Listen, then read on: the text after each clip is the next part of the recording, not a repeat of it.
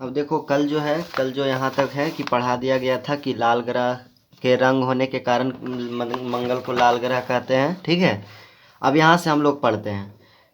देख सकते हो कि सभी ग्रह एक निश्चित दूरी बनाकर सूर्य के चारों ओर घूम रहे थे। यानी कि जो ग्रह होता है किसका चक्कर लगाता है भाई? सूर्य का चक्कर लगाता है। ग्रह किसका चक्कर लगाता है? सूर्य का चक्कर लगाता है। ठीक है, गोविंद के पिता ने कहा कि गौर से देखो, यानी ध्यान से देखो कि दो ग्रह ऐसे भी हैं जो अन्य ग्रहों के घूमने की दिशा में ना घूमकर जल्दी उल्टी जो है उल्टी दिशा में घूम रहे हैं। ठीक है, तो वो दो ग्रह जो ऐसा है कि जो अन्य ग्रहों की मतलब जैसे टोटल ग्रह जो 8 होता है, वो जिसमें से 6 ग्रह ऐसा होता है कि वो पश्चिम से पूरब घूमता है। ठीक है, पृथ्वी भी पश्चिम से पूरब घूमता है, लेकिन दो ग्रह ऐसा है शुक्र और अरुण, वो पूरब से पश्चिम घूमता है। ठीक है, ये आपको ध्यान में रखना है कि दो ग्रह कौन सा है जो कि पूरब से पश्चिम घूमता है, तो शुक्र और अरुण। ठीक है, और बाकी टोटल ग्रह किधर से किधर घूमता है, तो पश्चिम से पूरब घूमता है। तभी उद्घोषणा हुई कि सभी ग्रह सूर्य का चक्कर लगाते हैं। ठीक है, सभी ग्रह क्या करते हैं? सूर्य का चक्कर लगाते हैं। ठीक है, शनि के चारों ओर के छल्ले को दिखाकर उन्होंने बताया कि एकमात्र ग्रह है जिसके चारों ओर छल्ले हैं। ठीक है, तो शनि के पास क्या है? छल्ला है। अरुण के पास भी है। ठीक है, शनि के पास लगभग 7 से 8 छल्ला है और अरुण के पास 5 छल्ले हैं। ठीक है, तो ऐसे तो ज़्यादा छल्ला मतलब बढ़िया से दिखता है शनि के पास। ठीक है, अरुण के पास थोड़ा धी मतलब बहुत कम टाइप में दिखता है, इसलिए उसको नहीं मान।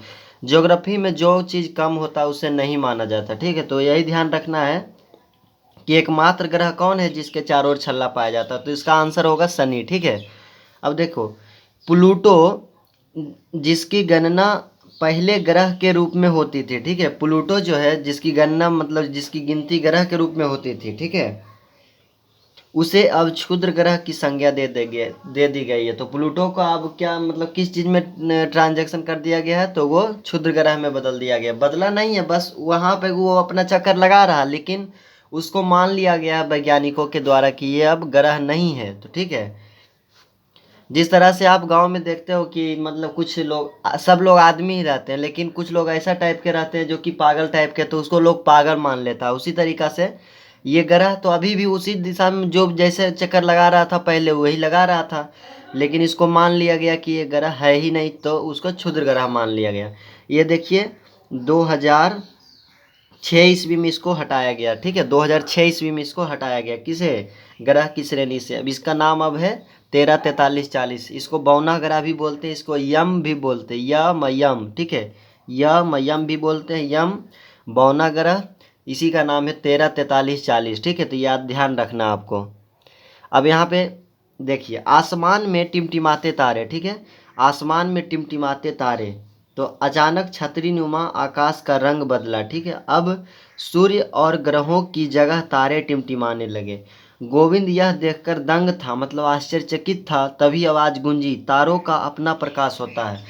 तारों का क्या होता है? अपना प्रकाश होता है। ठीक है, तो सूर्य भी एक तरह से तारा है। ठीक है, सूर्य क्या है? तारा है, क्योंकि इसके पास अपना प्रकाश होता है। तारा के पास दो चीज़ होता है, एक तो अपना प्रकाश होता है और दूसरा जो है उसके पास उष्मा होता है। ठीक है, उष्मा यानी गर्मी, उसके पास गर्मी होता है। सूर्य के प्रकाश में गर्मी है कि नहीं है? प्रकाश है, तो वही तारों का अपना प्रकाश होता है। चूँकि ये तारे हमसे काफ़ी दूर पर है, जो तारे रात में दिखाई पड़ते हैं वो क्या है? हमसे काफ़ी दूर पर है। ठीक है, इसलिए हमें टिमटिमाते हुए नज़र आते हैं। ठीक है, टिमटिमाते हुए नज़र आने का सबसे बड़ा जो कारण है क्या है? ये हमसे दूर हैं, जिससे अपवर्तन होता है। ठीक है, अपवर्तन अभी आपको समझ में नहीं आएगा, लेकिन आपको ध्यान रखना है कि अपवर्तन होता है, इस वजह से आपको तारे टिमटिमाते हुए नज़र आते हैं। दूर कह सकते हो, दूर होने के वजह से ही अपवर्तन होता है। ठीक है, ये ध्यान रखना है। अब गोविंद को अपने प्रश्न का उत्तर मिल चुका था। क्या? जो शुरुआत में पूछा था कि तारे क्यों टिमटिमाते हैं, तो तारे क्यों टिमटिमाते, इसका आंसर देना है कि दूर है इस वजह से, या फिर ये बोल सकते हो कि अपवर्तन के कारण।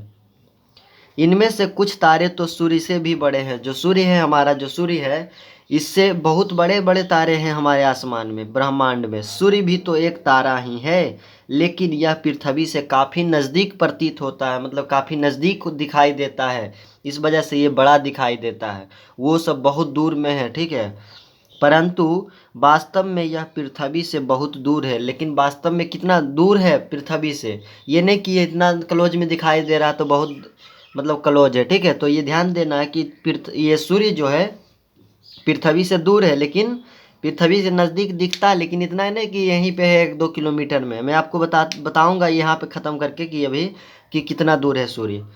इसका प्रकाश हम तक पहुंचने में 8 मिनट में पहुंच जाता है, यानी सूर्य का प्रकाश जो पृथ्वी पर पहुंचने में कितना टाइम लगता है, 8 मिनट लगता है, जो कि यहाँ पे गलत दिया गया है। लगता है देखो 8 मिनट लगता है, 8 मिनट 20 सेकेंड, ठीक है। 8 मिनट 20 सेकेंड या 8 मिनट 16 सेकेंड, इसको मान्यता ये दोनों को दिया गया है। कभी 8 मिनट 20 सेकेंड में पहुंच जाता है तो कभी 8 मिनट 16 सेकेंड में। तो यानी आपको ध्यान रखना 8 मिनट 20 सेकेंड रखना ध्यान आपको, ठीक है। सूर्य के बाद सबसे नज़दीक के तारे का प्रकाश पृथ्वी तक पहुंचने में लगभग 4 वर्ष लगते हैं। जो सूर्य के बाद जो हमसे सबसे नज़दीक तारा है, यानी कि सूर्य तो सबसे पहला नज़दीक तारा है। अगर क्वेश्चन में पूछेगा कि सबसे नज़दीक तारा कौन सा है, तो सूर्य। और दूसरा सबसे नज़दीक तारा, ठीक है, तो वो हो जाएगा प्रोक्सिमा सेंचुरी। याद रखना क्या, प्रोक्सिमा सेंचुरी, पीसी उसको शॉर्ट में बोलते हैं, पीसी, ठीक है, पीसी। ये प्रोक्सिमा सेंचुरी ये जो है हमसे सबसे दूसरा सबसे करीबी तारा है, ठीक है। जैसे मान लिया जाए ये है, ठीक है। तो हम बोलेंगे कि ये पेंसिल से सबसे नज़दीक तारा कौन, मतलब तारा कौन सा है, मान लीजिए इसको तारा मान लिए, तो ये हो गया। लेकिन दूसरा सबसे नज़दीकी तो ये हो जाएगा, ठीक है। तो उसी तरीक़ा से प्रोक्सिमा सेंचुरी है जिसका प्रकाश आने में पृथ्वी पर कितना टाइम लगता है, 4 वर्ष। अब देखो मैं बताता हूँ कि जो सूर्य है पृथ्वी से, देखो यहाँ पे 14.96 करोड़ किलोमीटर, यानी लगभग हम 15 करोड़ किलोमीटर बोल सकते हैं। जो सूर्य है पृथ्वी से कितना दूर है, 15 करोड़ किलोमीटर। सूर्य जो है आपको ध्यान में रखना, याद करना है कि सूर्य जो है पृथ्वी से कितना दूर है, तो 15 करोड़ किलोमीटर, ठीक है। लगभग ये याद रखना आपको, 14.96 करोड़ किलोमीटर। ऐसे आपको बढ़िया से 15 किलोमीटर याद रखना है, ठीक है। तो आज का क्लास यहीं तक, ठीक है। अगला क्लास कल डाला जाएगा, ठीक है। बाय।